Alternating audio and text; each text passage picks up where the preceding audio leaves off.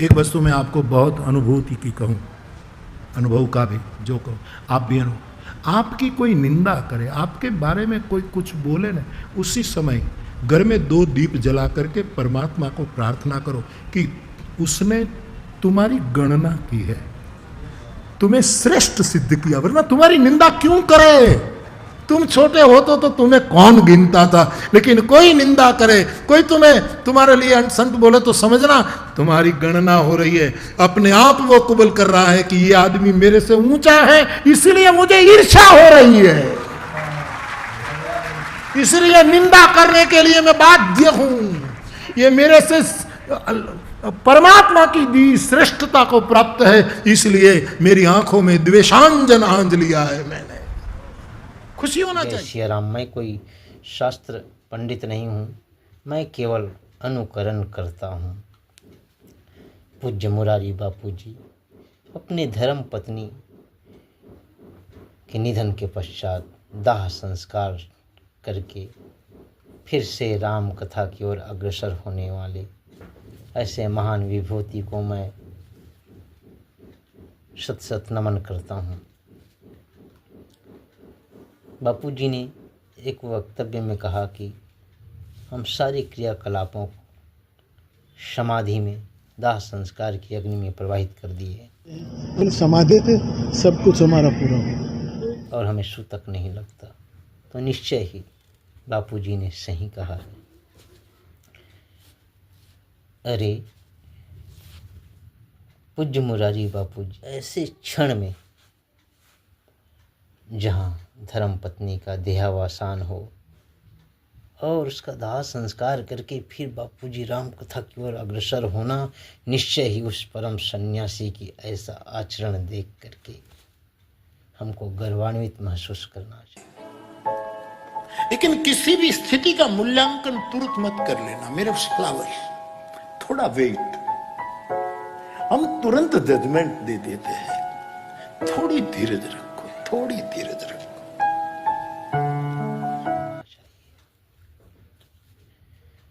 साधारणतः गृहस्थियों में तो शोक में डूब करके राम को भी भूल जाते हैं, राम की महिमा को भी भूल जाते हैं, पर वह महापुरुष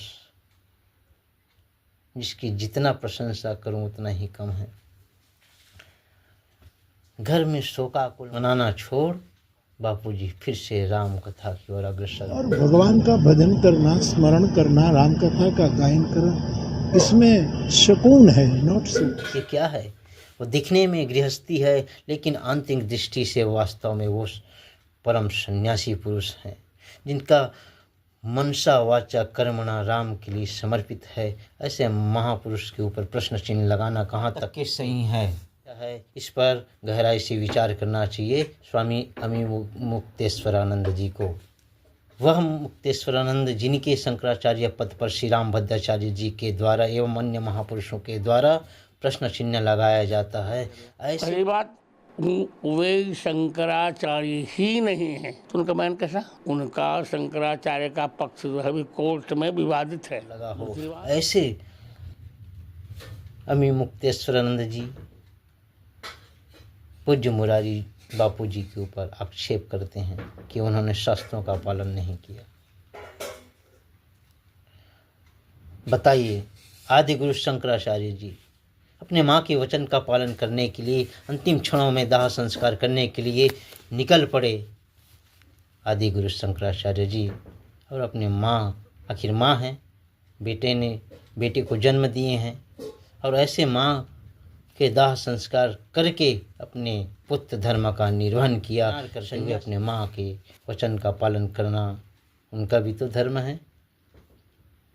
और अपने माँ को अंतिम क्षणों में उन्होंने वचन दिया था और चले अपने माँ के वचन का पालन करने के लिए। तभी आज आदि गुरु शंकराचार्य जी उस माँ के आशीर्वाद से ही समझो आज तक पूजनीय हैं। जीता जागता ये उदाहरण है।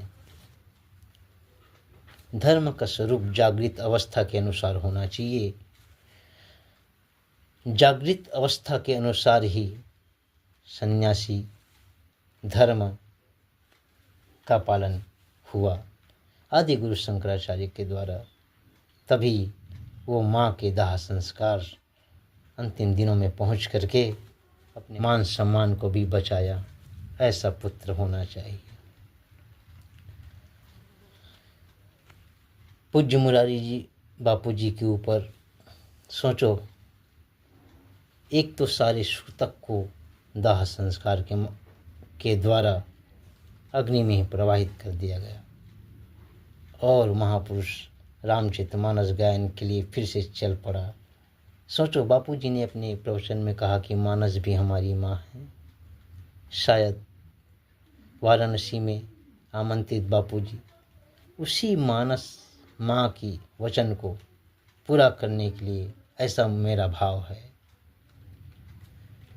उस मानस के प्रति, अपनी माँ के प्रति वचन दिया गया वाराणसी में राम कथा आयोजन का, उसको पूरा करने के लिए बापूजी अपने दाह संस्कार से निवृत्त होकर के गए। तीसरे दिन साधारण गृहस्थियों में तो हम शोकाकुल में डूबे रहते हैं, दुख में लगे रहते हैं, लेकिन वह महापुरुष बापूजी जिन्होंने अपनी धर्म पत्नी का दुख जहाँ घर में रहकर मनाना चाहिए, लेकिन नहीं, वो राम कथा, राम के प्रेम में, राम की प्रेम अग्नि में बापूजी का यह दुख, यह शोक जलकर भस्म हो गया। और जलकर भस्म हो गया तो चले राम कथा कहने के लिए। और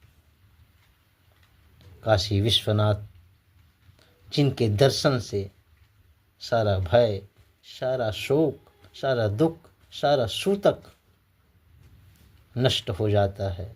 और शिव जी का दर्शन करने गए, जल चढ़ाया और कथा गाने लगे। इस बात अभय का परिचय देते हुए बापूजी भगवान भोलेनाथ का आशीर्वाद लेकर राम कथा निर्विघ्न संपन्न किए। ऐसे बापूजी को मैं सादर वंदन करता हूँ।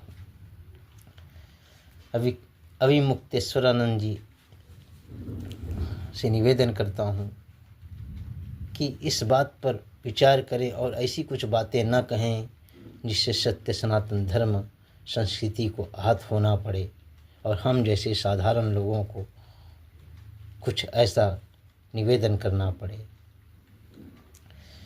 बापूजी को कहा गया कि यमराज के द्वारा दंड दिया जाएगा उसकी इस कृत्य के लिए, ऐसा स्वामी अभिमुक्तेश्वरानंद जी ने कहा। अब बापूजी को यमराज जी दंड देंगे कि नहीं देंगे, ये तो बात की बात है, लेकिन स्वामी अभिमुक्तेश्वरानंद जी को यमराज जी के द्वारा समय समय पर दंड मिलता रहता है। इसका प्रत्यक्ष उदाहरण देखने को मिलता है। जो लोक कल्याण के लिए लोक सेतु बन कर के राम कथा से जोड़ने के लिए आगे आने वाले ऐसे बापूजी पर आक्षेप लगा करके हम अपने ही सनातन धर्म को पर आक्षेप लगा रहे हैं। हम अपने सनातन धर्म को, सनातन संस्कृति को क्षति पहुंचा रहे हैं। इस पर हमको गहराई से विचार करने की ज़रूरत है। और बापूजी ने ये उनकी उदारता देखिए। इन सब बातों को के लिए बापूजी अपनी व्यासपीठ से क्षमा याचना भी किया। शिव जी का दर्शन करने गए, जल चढ़ाया और कथा गाने लगे। इस बात को कई पूज्य चरणों को, कई महापुरुषों को, कई लोगों को ठीक नहीं लगा है कि ये नहीं होना चाहिए था वगैरह वगैरह। इन सब को किसी को ठेस लगी हो तो मैं आप सबके प्रति क्षमा प्रार्थी हूँ। आपको, आपके प्रति मैं क्षमा मांग लेता हूँ। आप चिंता न करो, हम संवाद करते रहे, गाते रहेंगे। लेकिन उनका आचरण देखिए, वास्तव में संत महापुरुष का जीवन तो ऐसा ही होना चाहिए। हृदय पूर्वक उन्होंने क्षमा याचना की। जो राम कथा से जोड़ने की बजाय तोड़ने का काम करे, जीवों को राम कथा से हटाने का काम करे। इसी स्थिति में भगवान भी कभी प्रसन्न नहीं होते और समय समय पर उनको दंड का भागीदार होना पड़ता है। इसलिए आप सभी से निवेदन कि लोक कल्याण के लिए, सनातन धर्म की रक्षा के लिए हमेशा तत्पर रहे। ऐसे ही हम भी अपने सनातन धर्म की रक्षा के लिए, उनके प्रचार प्रसार के लिए, उस धर्म की ध्वजा को लहराने के लिए बापूजी के ऐसे आचरण का अनुकरण करें और उन पर आक्षेप लगाने की बजाय इन बातों पर सभी महापुरुषों को गहराई से विचार करके इन पर सामंजस्य स्थापित करना चाहिए। ऐसा मेरा निवेदन है, ऐसा मेरा भाव है, ताकि हम सभी राम कथा से जुड़ सकें। तुलसी कहते कलयुग में जो ध्यान कर सके धन्यवाद, कलयुग में बड़े बड़े यज्ञ कर सके नमन, कलयुग में घंटों तक ठाकुर की सेवा करे प्रणम्य है। लेकिन हम जैसे देहात में रहने वाले मजदूर लोग कहाँ ये सब करेंगे। इसलिए गोस्वामी जी कहते हैं कलयुग में केवल हरि नाम लो, परमात्मा का नाम ध्यान बन जाता है। परमात्मा का नाम यज्ञना नाम जप यज्ञनोस्मै स्थावराणाम हिमालय, परमात्मा का नाम यज्ञ बन जाता है। परमात्मा का नाम षोडोपचार पंचोपचार पूजा हो जाती है।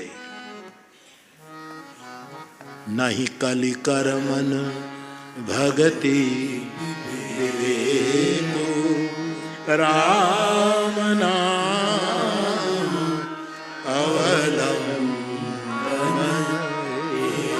राम। जय श्री राम।